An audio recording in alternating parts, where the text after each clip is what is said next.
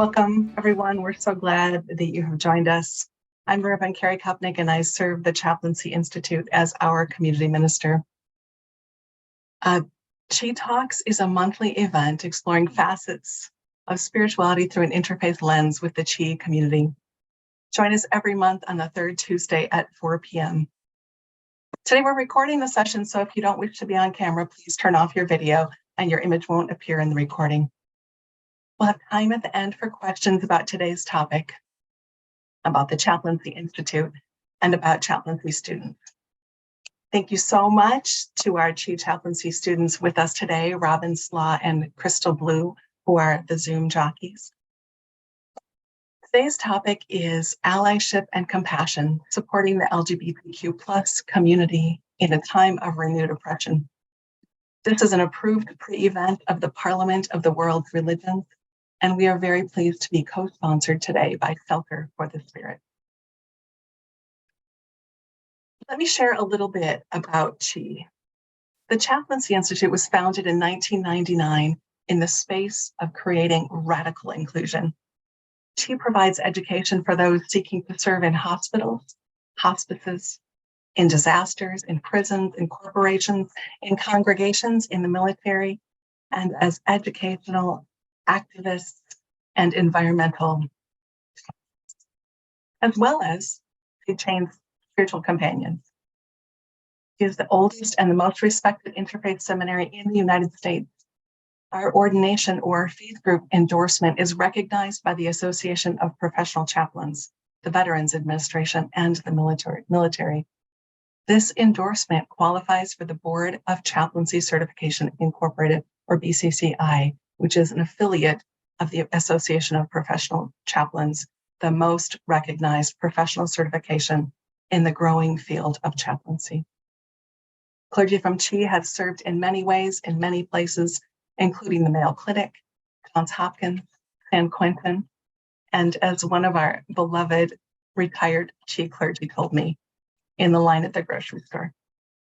Whether you're called to spiritual leadership, spiritual activism, or to explore what interfaith is in our experiential program, you'll be very warmly welcomed here. I hope to see you in our classroom soon. I'd like to take a moment to welcome our panel today. Thanks so much, everybody, for being with us today.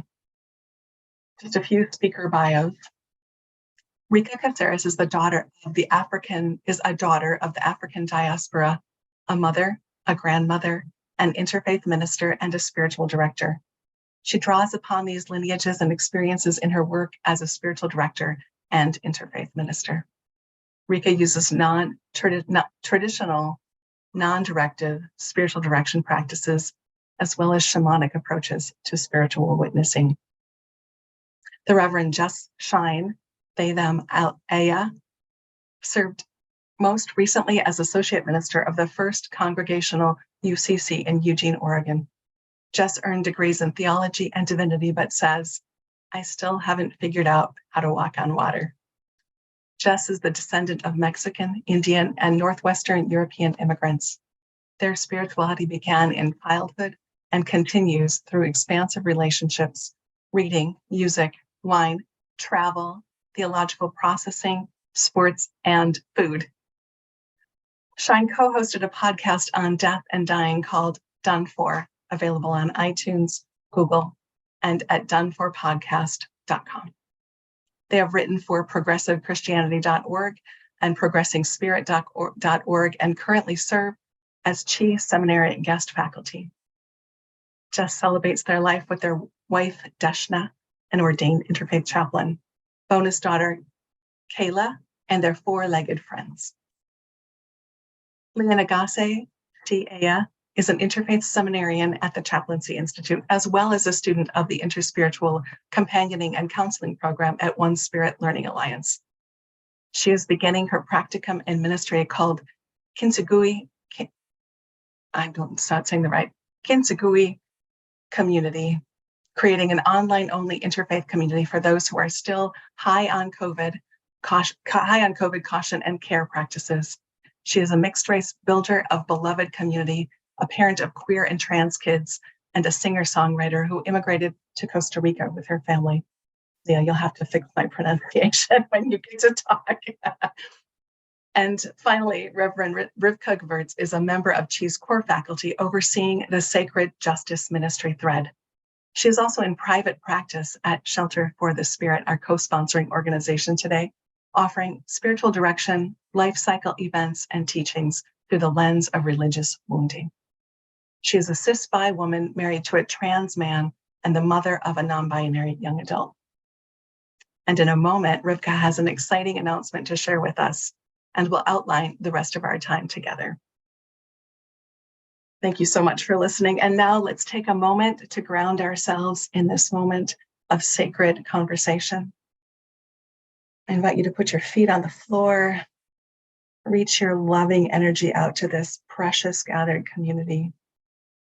And let's invite in Source, Spirit, Universe, all that is. Be with us in this moment. I'll light a candle. Y'all are magic. I can feel you from Seattle.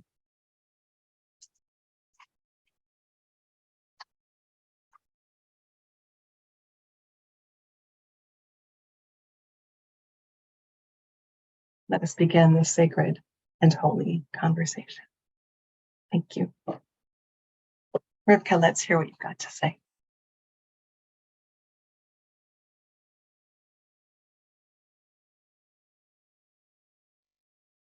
You're still muted. Try that again. I didn't realize I was still muted. Sorry, everyone. Thank you, Carrie. And even though Andrew has disappeared into the ether sphere, thank you to Andrew too. And I want to thank each and every one of you for joining us today. I'm glad to have the opportunity to share from the Shelter for the Spirit as a co-host for this event. And through the shelter, I bring together my ministry as both a spiritual director and life cycle officiant with my almost 40 years of experience working at the intersection of spirit and social justice, with a particular focus on the ways that religious wounding has impacted marginalized communities, most especially in this moment, members of the LGBTQ community. Before we begin the panel, I want to share the announcement that we alluded to a moment ago. ChI has been at the forefront of interfaith ministry, with some of our hallmark classes being eco-ministry, prison ministry, and more recently, sacred justice ministry, all to prepare seminarians for serving in the world that we live in today. Today, we would like to announce that the Sacred Justice Ministry thread will be expanding to become the Sacred Justice Ministry Certificate Program. We live in a world where we are all becoming so much more aware of the ways marginalized communities are affected by oppression and the need to recognize the roles that we knowingly and unknowingly have played in systems of oppression. There are other social justice certificate programs out there, to be sure, but none which prepare spiritual care providers to become empowered allies from an interfaith perspective. While there are still details that we're working out, it's our plan to launch this new program in August of 2024 with application deadlines in June of 2024. This will be an online learning opportunity through both asynchronous and synchronous learning platforms, as well as practicums and collaborative learning cohorts. Each cohort will share in a 12-credit journey, building on existing ChI courses and introducing new courses to help students succeed in ministry outside of traditional walls, working with homeless, in movements, supporting the global majority and Mother Earth, and growing into the prophetic voices that we so desperately need today. The timing of this announcement is especially meaningful, not only to today's topic, but in light of the upcoming Parliament of World Religions, where we hope that you will join us. We're very grateful to the Parliament for including today's talk as a Parliament pre-event. The certificate and our Parliament discussion both speak to the themes of this year's Parliament, which is a call to conscience, defending freedom and human rights. Throughout the world, we have watched fascism and nationalism gain a foothold. In 2023 alone, the queer community here in the US has been especially hard hit.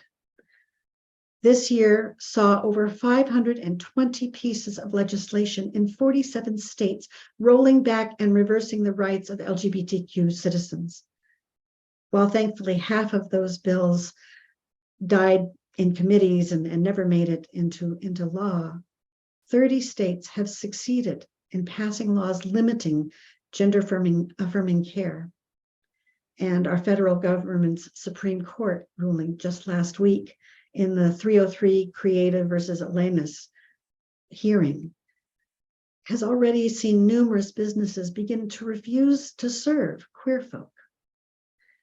Many of these bills have been put forth under the guise of protecting children, just as 30 years ago, the same misinformation was used to paint gay men and lesbians as pedophiles.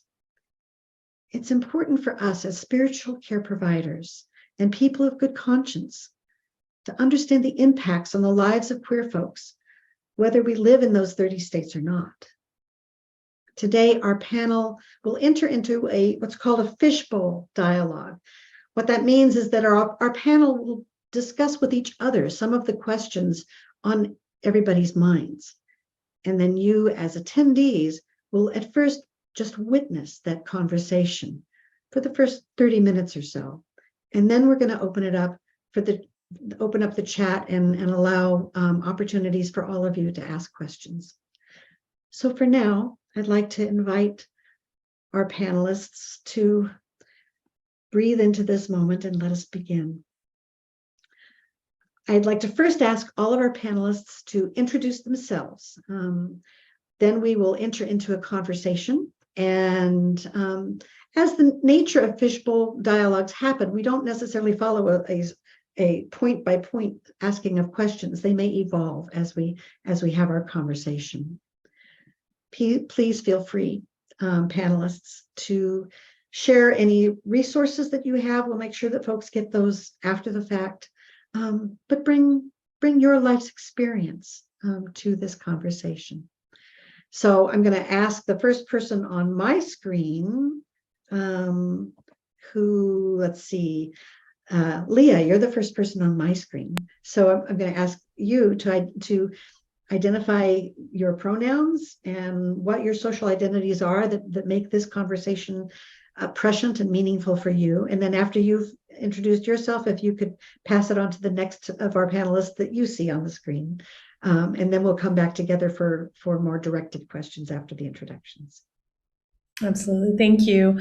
My name is Leah Nagase. My pronouns are she and ella, and I live in Costa Rica now with my family, and I immigrated here about 1.5 years ago.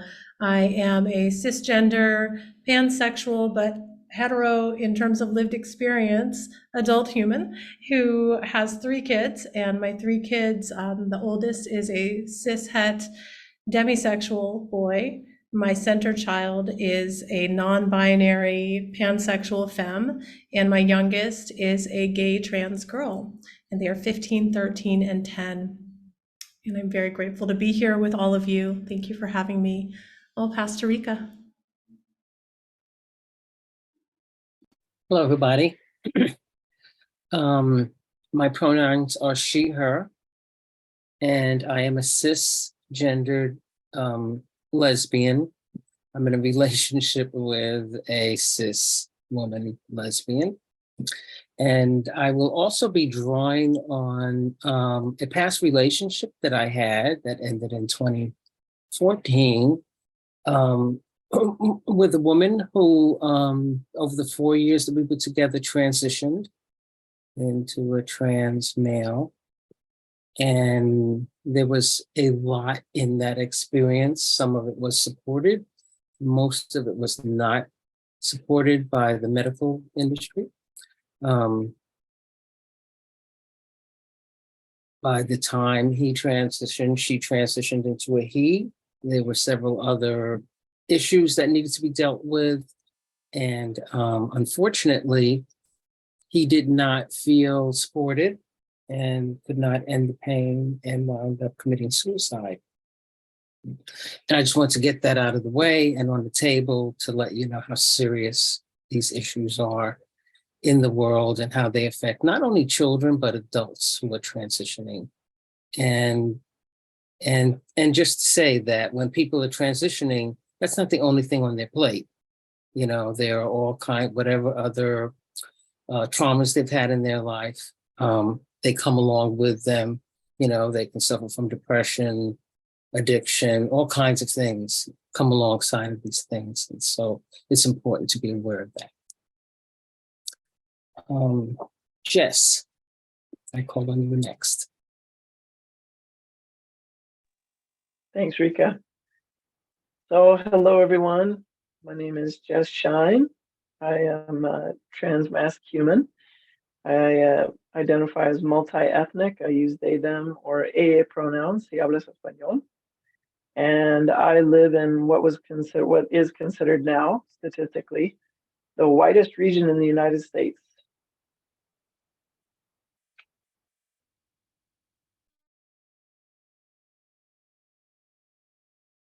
Thank you, everyone.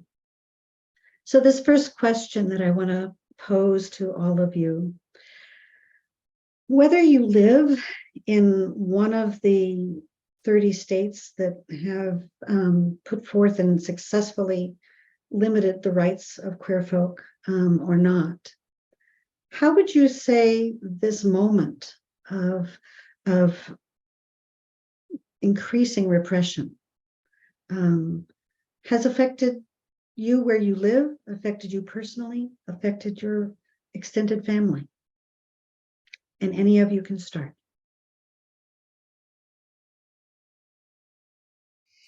When I was invited to be on this panel, I responded and said, as long as it's okay that my family and I left the country, we left the US when we had the opportunity to, and the number one reason for that was to ensure gender affirming healthcare for our youngest. And I think the area where my kids grew up before moving here is the Pacific Northwest, the Portland, Oregon area. And I think there was a bit of a misunderstanding by many people of, oh, that's a blue area. You have your choice of 2 blue states. So she would be fine no matter what. And we didn't feel that that was true. And we felt like it could disappear like that. We saw how quickly rights can disappear literally overnight. And that was a primary concern for us. And I find that even those still remaining in that area, because people will still say that, oh, it's a safe area. And I'm like, well, define safe and define how long safe gets to last and under what circumstances.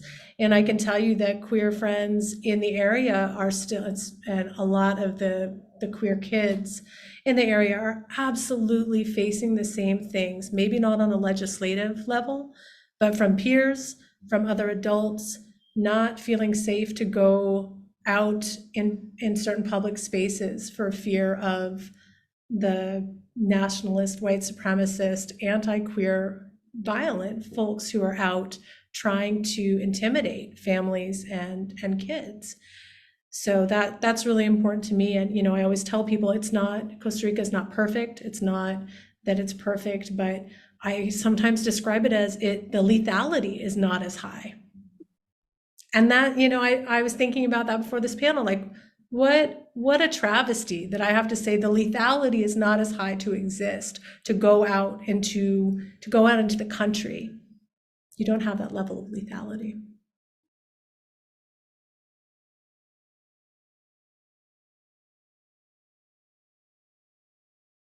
I personally had a reaction to the latest Supreme Court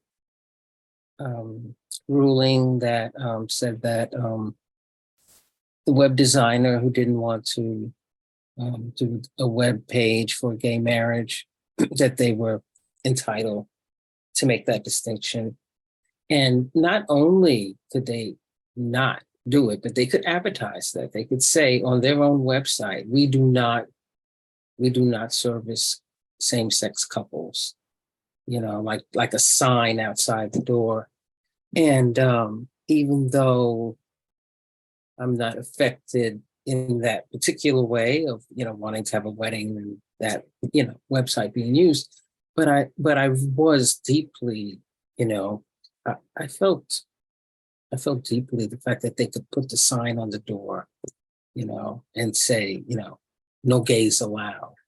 It just really reminded me of a lot of things, no blacks allowed, no Jews allowed, all of the signs that we thought we left all that behind, but it just came rushing back to me, and it felt, it was painful, it was humiliating.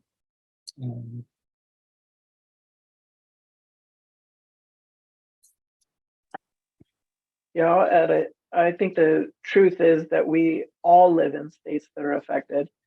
And if you don't know that or don't understand it, you need to wake up. So we all live in affected state. And Leah said it well, Rika, you just mentioned it. The difference is the degree of threat as supremacy becomes more and more socially acceptable again. Mhm. Because if you don't know, we're just repeating history. So you need to know your history so that you can be helpful to folk who are marginalized by a system that we benefit from. Absolutely. The Trevor Project, who specialize in monitoring and hopefully preventing suicidality among queer youth, has said just, from their survey from this year that due to this onslaught, this wave of repression, 9 out of 10 queer youth have said that their mental health has suffered in this environment. As much as 50%, the different surveys say between 40 and 50% of queer youth consider suicide at least once in this time. What makes a big difference?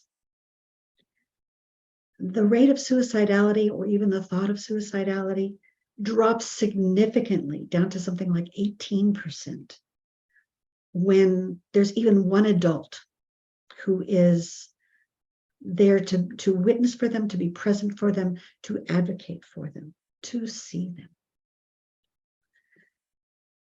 So when we think about all of this, what's wrong with the supposed, don't say gay, or wanting to make sure that sex ed isn't taught before, 3rd grade, and these different iterations of laws that are supposedly about protecting kids. What do we know from our lived experience that is sort of the underlying truth of how it affects people's lives? Any of you want to speak to that question?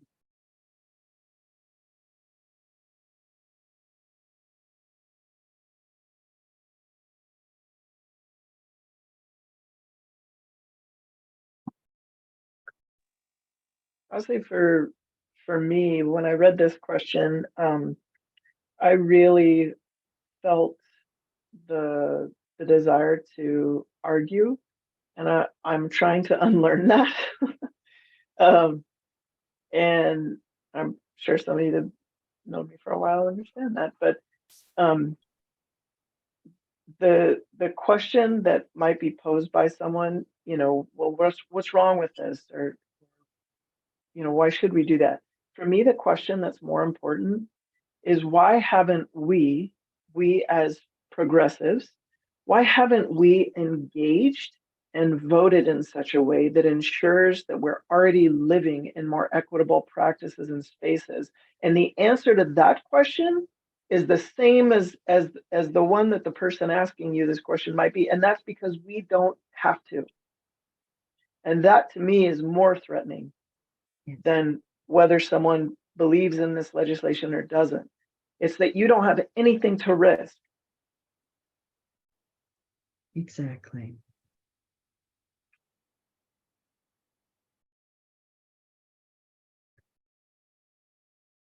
one of the problems with these questions is it leaves out a whole population of kids. You know, a kid may or may not be transgender or aware of their gender identity at a young age. Many are. My husband knew at 5 that he was a little boy, and his family was real quick to get him in dresses and always referring to him by his given name plus his middle name of Anne. So it was very clear that there's this requirement. But what about the kids who know themselves to be different? What about the kids who have 2 queer parents? What about the kids who are intersex, who were born with inconclusive genitalia? These legislations leave out the lived experience of families that come in all shapes, sizes, and ages. Well, I think it's worth naming too that cis and hetero people are always talked about, and they're talked about as being cis, as being hetero. And so this whole, like, you can't discuss sexuality, you can't discuss gender. It is, because I dare you, I dare you to go into certain states and tell a little boy who says he's a little boy, well, you don't know yet, you don't know yet. No, don't put that on him. Like, what would happen then? Then there'd be an uproar, absolutely. And I see this, just in the past week, I have dear friends in the Portland area who are experiencing all kinds of things with their school. Their child is non-binary, the parents are 2 moms, and there is a lot of activism against showing anything queer and having things up for Pride Month, even for a week, and having a bulletin board. And I've seen the damage that's causing, just on a micro level, to that family. The devastation that my good friend feels, the tears that she has shed every week for this, I think, this whole school year, and how that child in that environment feels like they're fighting for their existence all the time, and to have their family recognized. Absolutely. Because we want to make sure there's plenty of time for questions, I'm going to ask one last question that's sort of an encompassing question. As spiritual care providers and aspiring spiritual care providers, what is it you wish other folks, particularly other spiritual care providers, but folks in our general community who might be tuned into this conversation, what's one thing that you wish each of them knew that they do not seem to be aware of how they can best support you, or how they can be aware of unconscious bias, or how they can be more conscious about things that we experience as microaggressions? Is there one thing that you wish others understood about what it is to be a member of the LGBTQ community in today's environment?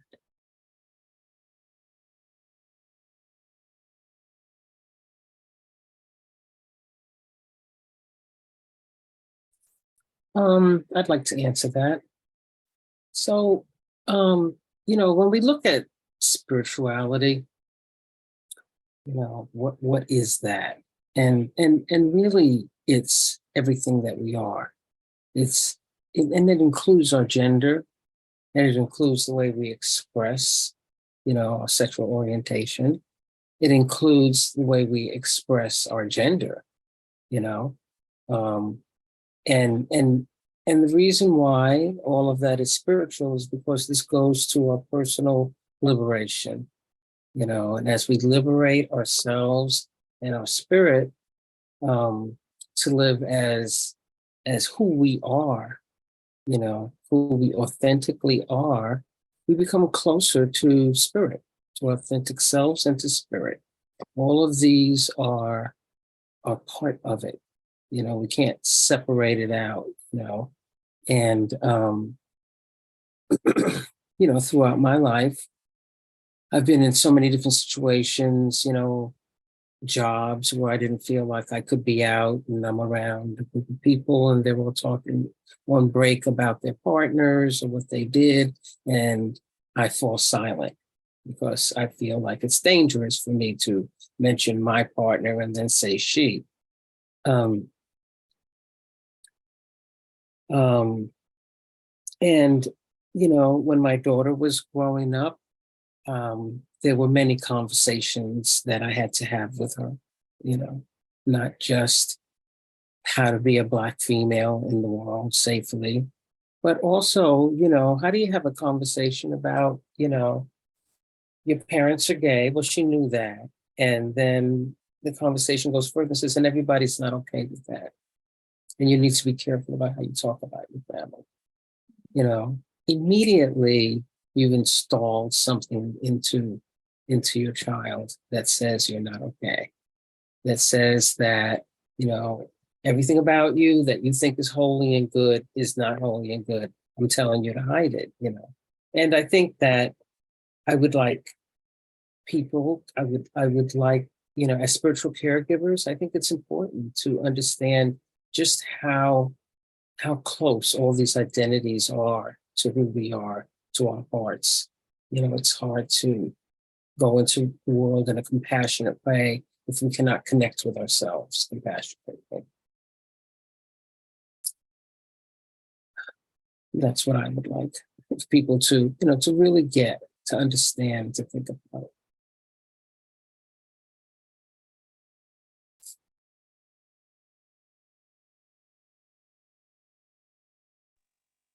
I would say for me that I don't need and I don't want an ally, because for me, an ally is steeped in the reality that you have more power than I do.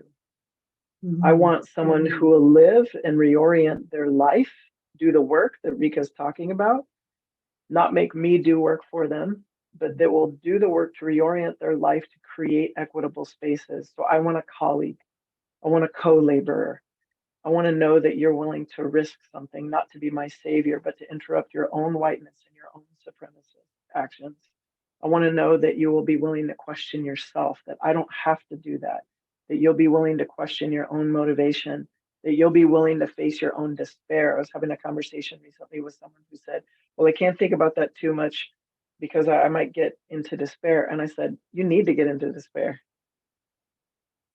It's a luxury that you get to turn that off. It is. But you need to get into despair. And I believe that firmly. And I think as spiritual care providers, there is no other season in our recent history that calls for us to step up and become midwives and midwiving people to a humanity that needs to move through grief and trauma in such a profound way so that we don't self-destruct. And we may still self-destruct. But if we can shift ourselves from grief and move through to that grounding love, who else is going to do that work? Our politicians won't. So can we release the saviorism that we have about our political aspirations? You have to feel that despair, but you have to feel it in community. Every part of this life involves grief and pain, but in community we can move through it.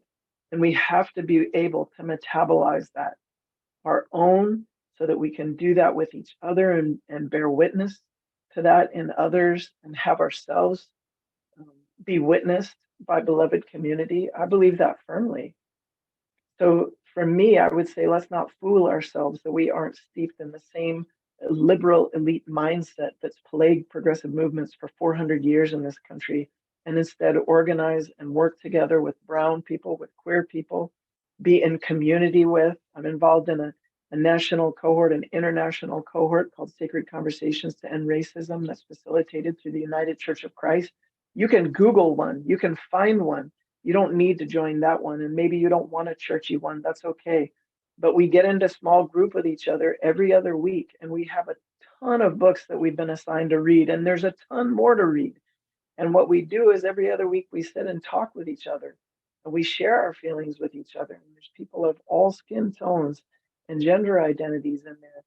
And together we're trying to learn what this means to metabolize this experience so that we can hold space, so that we can ask better questions, so that instead of reacting with hate or with anger or with our own trauma, we can say, let me take a deep breath.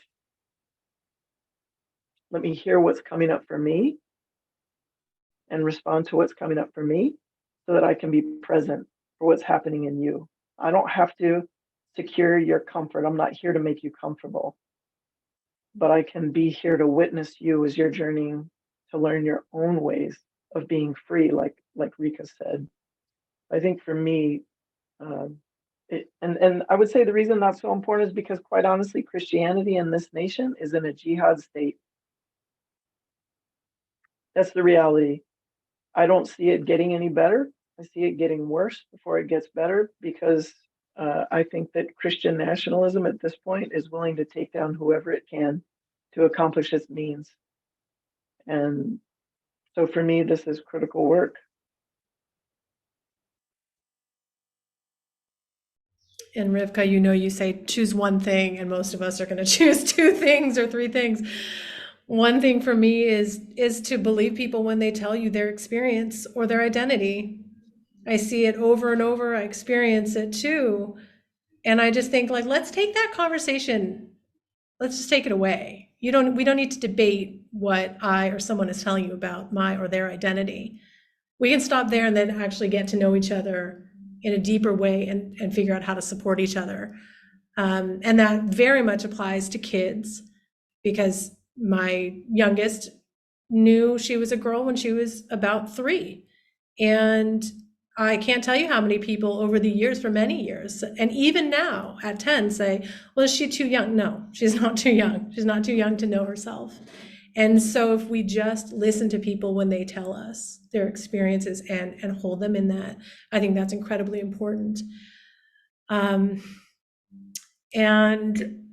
community, I completely agree with Jess, like coming together in community is, I feel like community is my middle name. Like that is definitely a huge part of my being. And so I guess I want to challenge us, all of us in this virtual room, to expand our definition of welcome. We talk about welcome, we talk about radical welcome. And I think for a lot of us, we have the idea of welcome from 25 years ago, especially when we think about religious institutions. That is basically, we will let you in the door and we'll smile at you for a sec. And so my feeling is like, where can we create true welcome and true embrace individually, in spiritual contexts, in religious institutions, inside the 4 walls, outside the 4 walls? What does that mean beyond kind of opening our arms halfway and saying hi? There are so many more things that we can do. And that really does connect back to the listen to people when they tell you about their experience and be with them. And I think that would change a lot if we centered ourselves in that. In what more can I do? Because every single one of us in here, myself very much included, can do more to create that feel. And so I'm always asking myself, okay, what's the next level? What's the next thing I can do? And something that just came up today when I was talking to a friend was something I learned in a tutorial video for this online community. And what she said was, a sense of belonging is really fragile. And that stuck with me because it's so true. And so if we know that, how then can we use that information to create community and to hold each other in that? Absolutely. Thank you all three. I want to make sure that we have space for our attendees to join this conversation now. But this is a conversation we as an organization, we as a community are continuing to have and will continue to have. And so now if our Zoom jockeys can help us along here, I'd like to open it up to the questions from the folks for the panel. If you'd like to ask a question, please try either to raise your physical hand or use the reaction button to raise your hand, and then we will ask you to unmute. Invite you to unmute.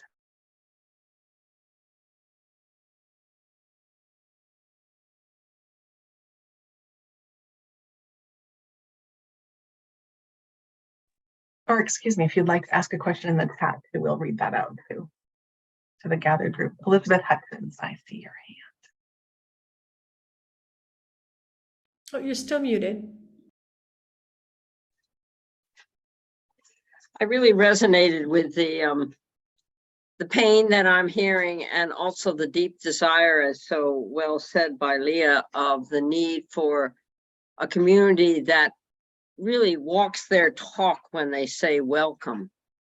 In particular, I go back to Henry Nouwen's definition of hospitality, where, you know, we don't seek to convert or persuade, but we make space where those who enter their stories, they can tell their stories, dance their dance, and sing their song.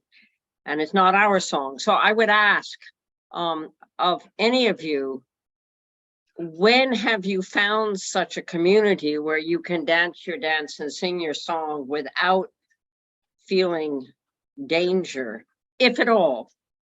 And I'd really like to hear that. And how was it designed, or why did it work? Or maybe there is no place that you have found.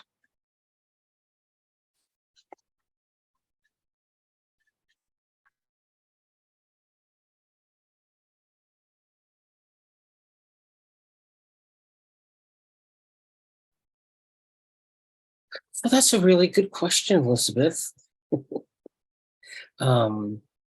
Yes, and I ask myself, where have I felt? What communities have I felt like I could do my own dance and sing my personal song? And you know, I don't think that I've been able to bring that. I feel that I've been able to bring my whole self to any particular community. But what I have found is that, you know, as I've gotten older, I have learned how to, what do I need to feel welcomed, and how can I create that? And I've done that at ChI. You know, I've hung around through some of the hard parts when ChI was not as welcoming as they thought they were, and asked a lot of questions and pushed people's buttons and made requests, and until I got a response, and until the whole community, you know, got the idea that we need to connect with each other, and that we need to respond, and that when people say who they are, we need to believe them, and we need to say, and then what can we do to welcome you, you know? And ChI's whole push toward sacred justice ministry is part of that. You know, I mean, that's something that was unheard of 5 years ago. Certainly before George Floyd's murder was unheard of in everywhere. And now it exists in many places. So, yeah, I feel like patience, you know, which is something that, you know, I don't know, I've learned as I've gotten older to be patient, to understand that, and that it works, and that, you know, sticking it out with organizations, institutions, until they start listening, start responding, understand what it means to put out the welcome table, besides just verbalizing your welcome, to actually do the welcome. Yeah. I'd like to answer into this one as well. I had the privilege over the years of being in a variety of communities, having served an organization that was a coalition of 120 congregations and denominations who were all engaged in widening their welcome for the LGBTQ community. Here's the thing that I learned, and it's much what Rika and Leah and Jess have all said. There isn't a, okay, our doors are open and we're welcome. There's a continual learning and a continual widening and a continual, oh, I didn't know that there was this tender place for you. Is there this tender place that I've contributed to? Learning to be more conscious and more connected, learning to understand that we are all on this journey, whether we're trans, queer, or cis, whatever combination of identities we each possess, we're on this journey together. And I continue to see that in individual communities. I'm, like Rika, very grateful for the changes we've been able to make within this community, within the ChI community. And I see it in many churches and denominations who really are doing the good work. I mean, one of the failings of our media system right now is they're giving the loudest voice to the smallest segment of religious believers. The vast majority of denominations and congregations in this country affirm the worth and beauty and the sacred embodiment that are our queer brothers and sisters, our BIPOC brothers and sisters, that that are working towards but that beloved community. What isn't happening is we haven't been loud enough as denominations, as congregations, as people who are spiritual but not religious, to say that small definition of spirit that is based in fear does not speak for the majority of us. And that's how we grow community, is by speaking that truth and coming together. Any other questions?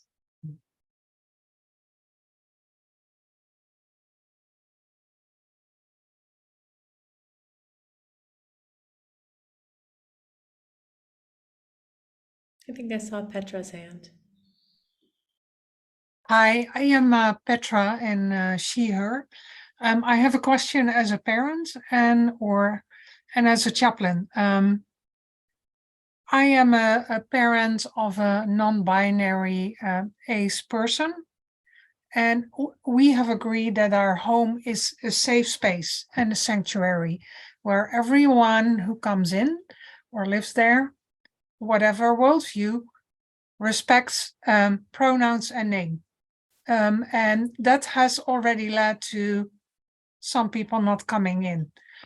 So I just want to hear, and I want, because I want my adult child to feel safe at home and just fully themselves. Because even at home for many people, especially kids, can be an unsafe space. A third of the kids who are in foster system or homeless are part of the LGBTQIA plus communities. That's the reality, unfortunately. So I want to hear your experience on that. Another question is, as a chaplain, I work as a relief chaplain at Stanford Children's Hospital. Within Stanford Medicine, people can have pronoun stickers and rainbow stickers on their name badges. And that's part of the gender affirming care and lots of more initiatives. But I was, a few months ago, I attended a conference of other spiritual care practitioners, and I was telling about that, like, hey, we do that and it's helpful. And I really got pushback. Like, yeah, no, that's not helpful and shouldn't do that. And I want to hear some perspectives of the panelists on that happening within a healthcare organization. Petra, just so I understand, you got pushback from people colleague. A queer colleague, actually, yeah. Yeah. No, it makes total sense. Leah or Rivka or Rika, do you want to answer that? Because I certainly have an answer. I will speak into that. And even within, parts of the queer community, there is not always a sense of welcome and shared experience with trans folk. And that makes me very sad. But it also means that our work needs to continue. There's so much misinformation about what gender affirming care really is. It is approved by the American Medical Association. It is approved by the American Psychological Association. It is approved by the Academy of Pediatrics. All of them understanding that recognizing and supporting the gender identity of someone is so integral to their being that it is a life-threatening situation if we do not. That's really important work for those of us who are spiritual care providers, particularly in hospital situations. So what I would say is you can push back to that individual with the information from organizations like the three that I just named.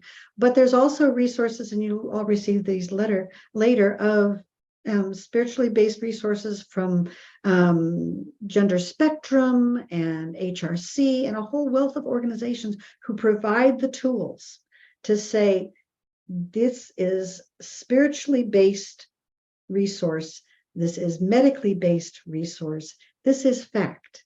Our role is to see people and to be present to them and to witness with them.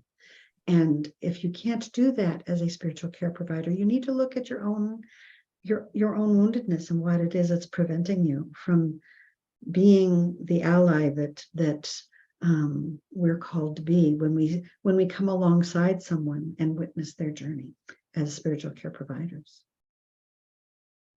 I'll be really quick in my response because Jess, I see there's a question for you in the chat too, and I bet you can combine those two.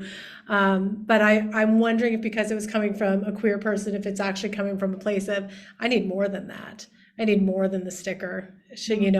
What are the things that are really going to, where you're going to live into that? And I'm not sure because I don't know that person, but I know it's very similar to the safety pin that around 2016, where it was like, wear a safety pin and you'll know that I'm a racial justice ally. And people are like, the safety pin does not give me the sense of security that I so crave.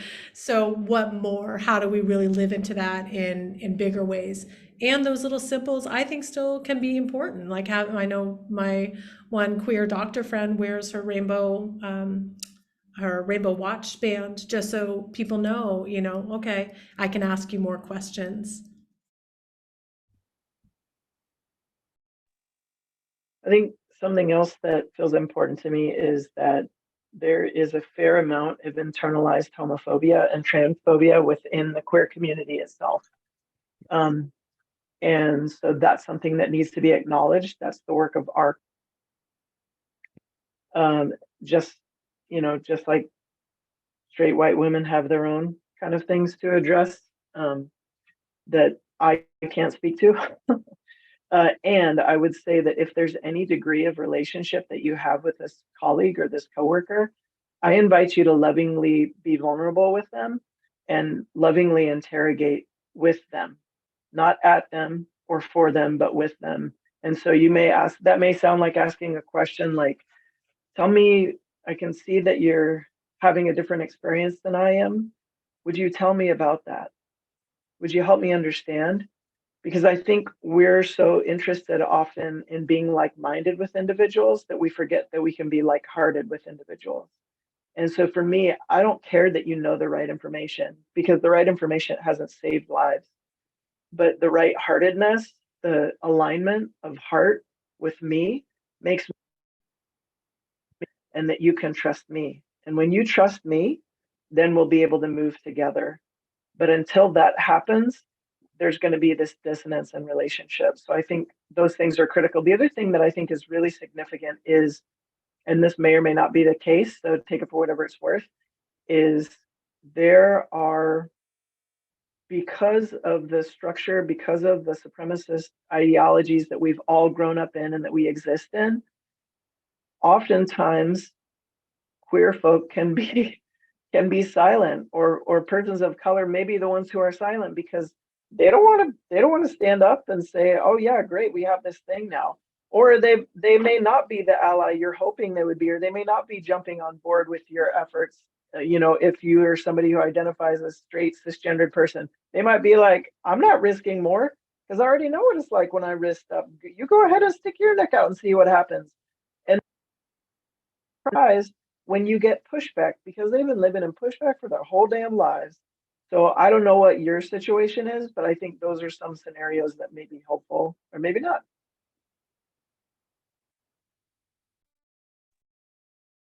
Our time is suddenly come to an end.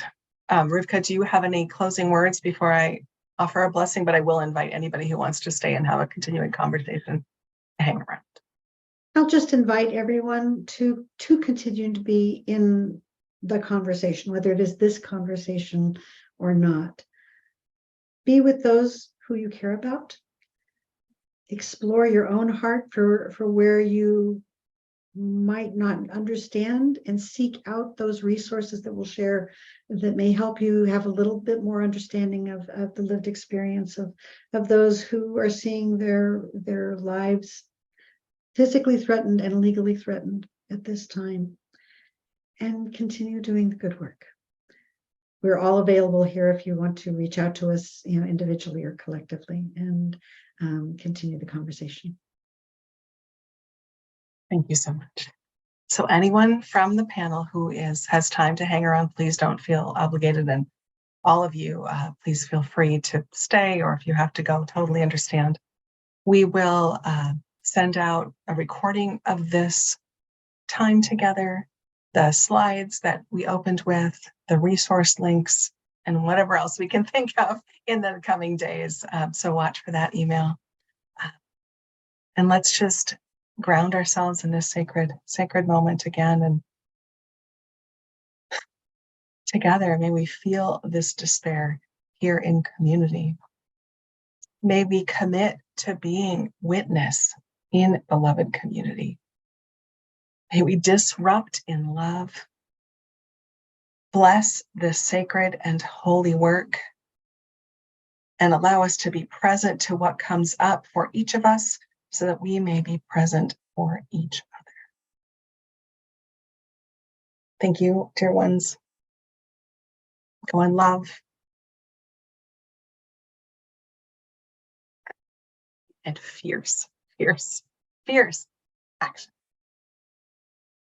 Thank you so much. Anybody who has to go, and then we'll stay. There was one more question in the chat that we didn't get to, but thank you so much, everyone, for being here. Panelists, community, friends, people who just stumbled across us. So glad you're all here. All right, I'm just going to say the question that was in the chat, and then Jess, I don't know if you can stay, but oh my gosh, there's lots in here. What does it look like to be a co-laborer is the question.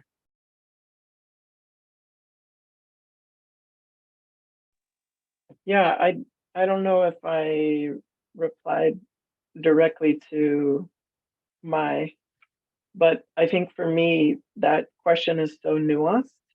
So, and I'm not going to be specific because I don't want to be tokenized or have you walk away thinking, oh, great, I've got this little tool. Let me go to my trans math people and say this thing. Like, not that you would do that. You're all wonderfully thoughtful people. I'm the only one who does that. But for me, I think what I'm learning more and more is to get into relationship with people. Rika, Rivka both talked about, Leah also talked about this idea of welcoming. And a mentor of mine used to say that you can help people feel welcome, but you'll know when they feel welcome if they stick around for a piece of the pie, like, pie being what's served after the meal. So there's the difference between being welcoming, like it's really kitschy to be welcoming right now, like, or it's really kind of interesting and helpful, or kind of hip for people to say, oh, we're welcoming. To me, oftentimes that just means you're in the atrium. It doesn't mean you actually invited me in to sit down on the couch and have like a cup of tea or a drink or whatever. It means we're just hanging out here, and you're going to show me all the pretty kind of tidied up things you want me to see. But I can tell you with my close friends, we do have deeper conversations, and we do have that vulnerability and community and hard conversations sometimes, because we have grown to have a rapport with each other. Or you can say, did that sound weird? Can I ask you a question? How, And so for me, a lot of this just goes back to that idea of relationship is, do you want to be in relationship with this person? And I don't care if they're a Trumpster or a queer person, because guess what? we are on this planet as communities. So for me, one of my practices is to try and develop loving compassion for people in my own family who voted radically different than I did.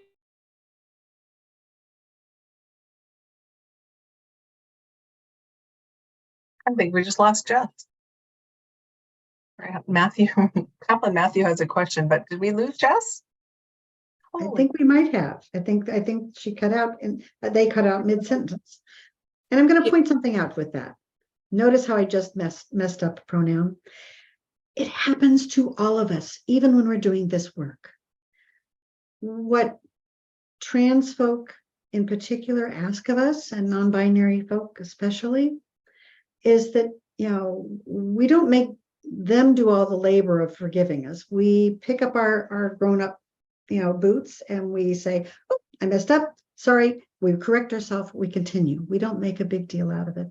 We just, you know, honor as best we can that other person's pronouns. So it was a teaching moment there. So any other questions that folks want to bring into the circle? They're here too on their phone. Jess is back.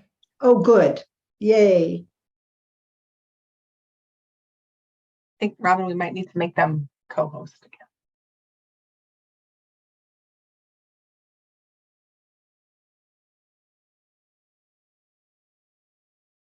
Making the sausages as we sit here. Oh dear. You think so too, and we, you know, anyway. So while we're waiting for Jess to get back online, do any of the attendees have any other questions they want to ask us? Then I just asked you to unmute. There you go. There, yay, yay, Jess. Hi, I'm Finn. Pronouns are they, them. So I'm hearing a lot of conversation around how communities can become more welcoming. And I'm curious about the work being done to create queer communities.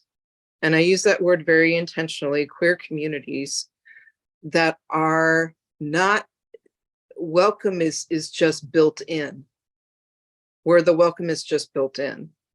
So that there are safe havens for people who live this experience on a day-to-day basis, that there are those safe spaces. Because what I heard earlier in the conversation was that having community was essential to speaking your experience and having that sense of a belonging. And so I'm curious about what kind of work you all know that's happening in this conversation.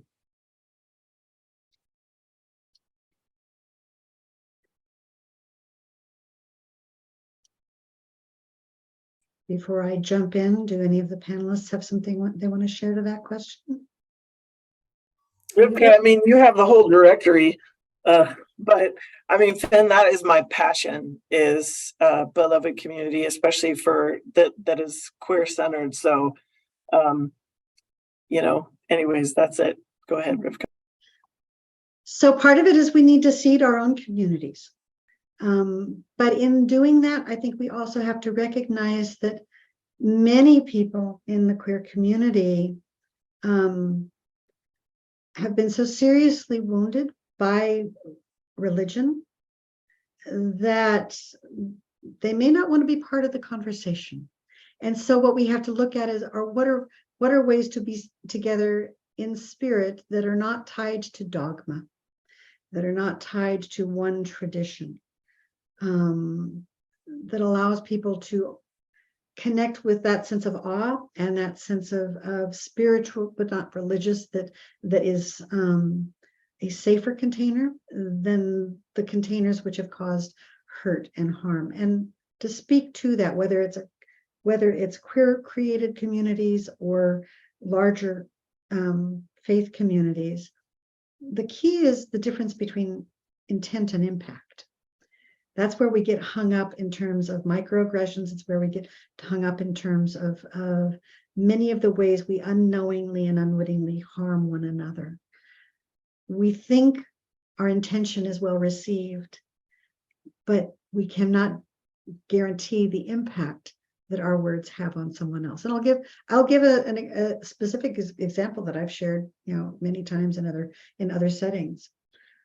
I had been working in queer rights at interfaith perspective for 30 years when our teen came out as non-binary.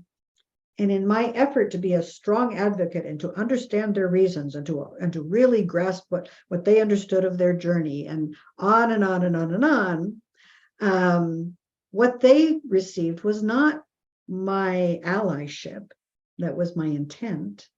What they received was an impact that, the person who I thought would be the safest person to share just this fact of who I am can't hold that space for me. That was heartbreaking for me as a mom to learn that, but it was also really important to learn that our intent is not always going to have the impact that we want it to. And so part of creating community is recognizing those ouches and what we do with them. Anyone else who want to share into the space about this? Well, this is related to what you were saying, Rivka, that when I was on the ministerial search committee for my old church, and when we were talking about what would bring people in the doors, new people in the doors, what would that look like? And one of my queer friends said, frankly, almost all of my queer friends, if they smell anything that reeks of high church, they're out. They're not going to be there. So I really appreciate that idea of intentionally created communities. And so I think they're I see it as 3 tracks. There's the existing religious or spiritual communities and what they can do to be more embracing and more diverse in all ways, honestly. And then there's creating our own communities. And then there's where the spaces where people overlap, and whether that's in an interfaith context or a partnership between organizations, just relationships. And I also, Finn, what you said also brought back what Jess was just sharing about, we all have our work, even in this community, there's still going to be people who reject this and that. One of the biggest pushbacks that I got about trans girls in sports was from a queer gay friend. And thankfully, she said, I want to learn about this. I know that, basically, I know I'm wrong. But I don't understand really why. I don't understand what to do. And I really appreciated that she was like, tell me where to go. Tell me how to learn about this. And I was like, here are some articles. And she went and took a class. And I was like, that's how it's done. Because when I think back to that question about where have we felt like we fully belonged and we could be our full selves. And I had the same answer as Rika. I was like, I don't think there's been a single space where I could bring all pieces of myself. There have been some lovely spaces where I could bring most of myself, and then this other space. And I've had the blessings to have so many spaces to be able to express different parts of myself in. But there's that piece of, what needs, how do we keep doing that work within, even if we have this beautifully designed community, we're still going to mess up. We're still going to make mistakes. We're still going to have all of our own biases and things that we need to unlearn and relearn and learn again. So that's what I keep coming back to. And I think it depends too on if somebody is already attached to a religion, if they want to be associated with that religion. Like I know of an all queer Christian community in New York, who just chose one of my cohort mates in my spiritual companioning program to be their minister. And at the same time, I think there's that question of what are the needs of more people who won't find that, because Christianity in the US has so many options. And so what happens when they're affiliated or attached to a smaller religion, a smaller faith, or one that doesn't have as many divisions? And I'm always into the idea of creating, and I'm also into the idea of like a strong Google search to find out what's out there and then figure out how we can go in and continue to make things better and make them grow.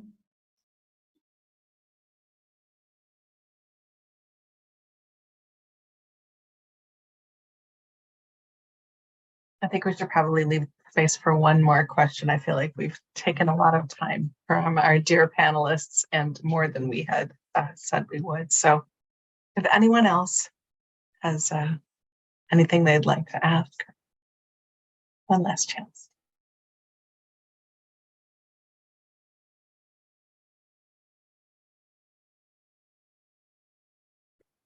And I would say I see some faces here who are doing this work already in one form or another.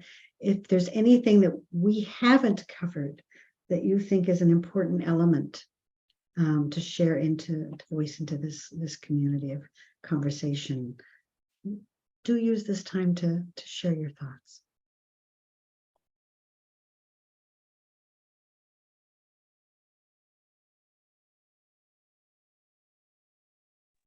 I think the only other thing that felt important to me was I recently heard the Right Reverend Carmen Lansdowne, who is now the moderator of the United Church of Canada, say when she was talking about this subject and equity in greater context, enough of the clutching of pearls.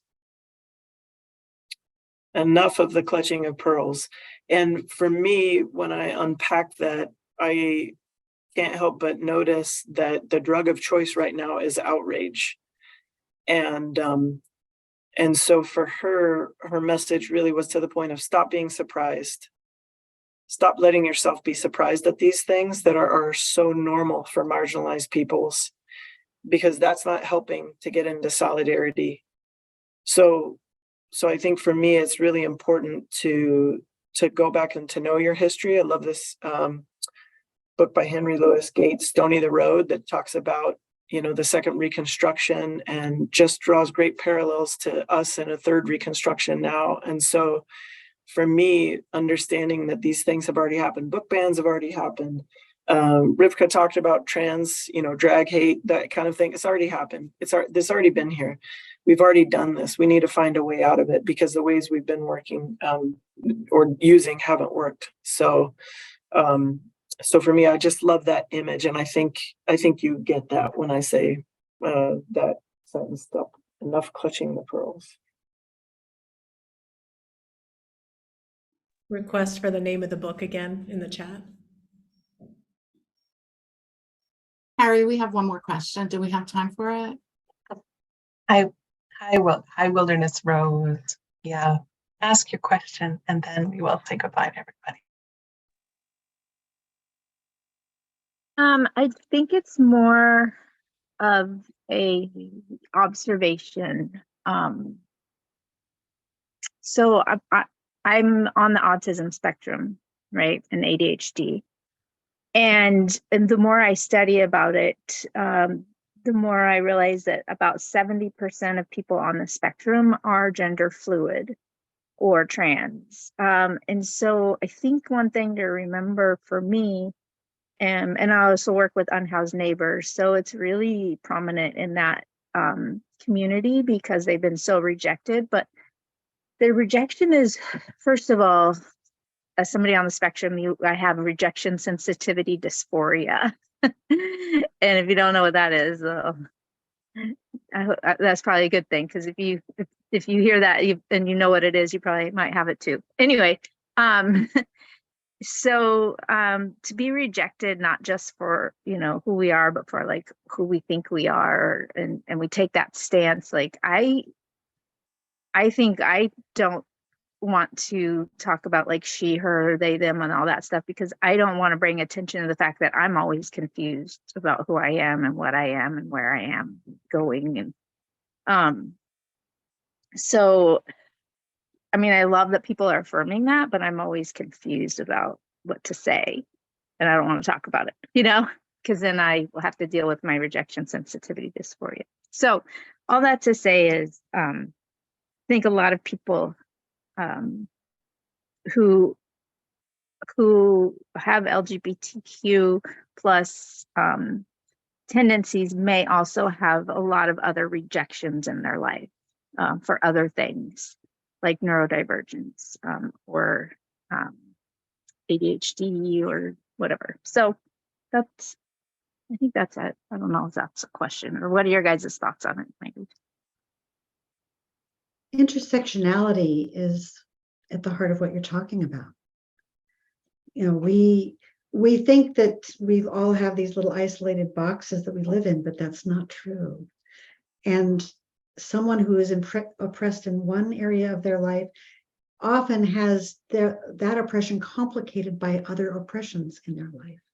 That's why it's important for us. One of the things we do is we're teaching here at ChI is invite everyone to look at all of our social identities and locations, because until we understand all the ways that we have privilege or do not have privilege, we can't begin to understand the complexity of the ways oppression is affecting someone else.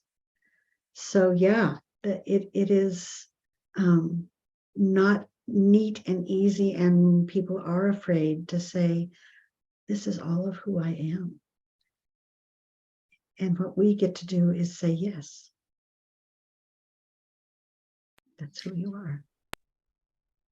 And I want to dream. I want to dream, and I want to work toward that dream. And I think, what would it be if you had a community, or if every community you entered into, you could say, right now, my pronouns are she, and people said, okay. And then, 5 minutes later, like, and it's they. And we're like, okay. I want to dream that for you, dream that for you and for us, like for our collective liberation, to be able to build those spaces, create those spaces where you can have that fluidity, you can have those changes, and people just move with you because we love you.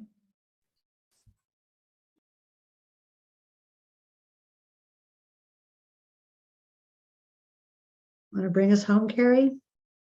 And of course, the vacuum just started in my home, so apologies. Oh, it's real.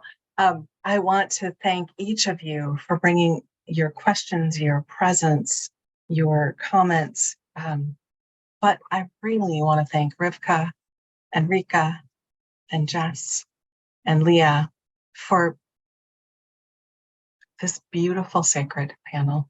And I'm going to invite everybody to take just a minute here and unmute and offer thanks and offer appreciation for our panelists. Thank you so much. Thank you. It's been very, very informative and very eye-opening. Important. Thank you so much. Thank you, everyone, for participating. What a beautiful, beautiful community. We hope to see you at Parliament. And if not, we hope to see you in a ChI conversation in the future. All right. Thank you so much, everyone. Thank you so much for coming.